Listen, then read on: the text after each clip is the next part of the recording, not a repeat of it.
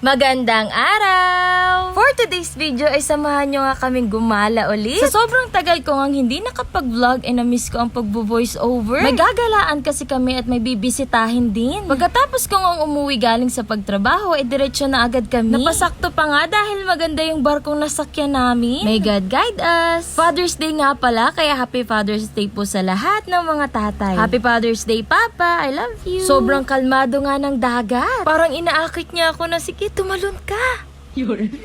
Wag, di ako marunong lumangoy.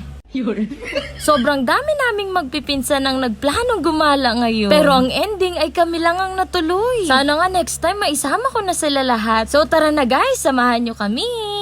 Ay sorry, wait lang, may pogi pala ako nakita.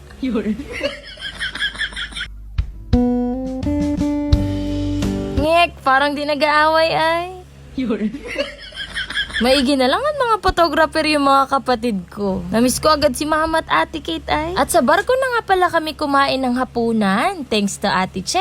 Thank you din pala kay Kuya Tam. At super excited na nga kaming bumaba. Papunta naman kay na Ate Jelik at kay na Kuya Pete. Excited na yan si Noah at makakalaro na si Lorraine.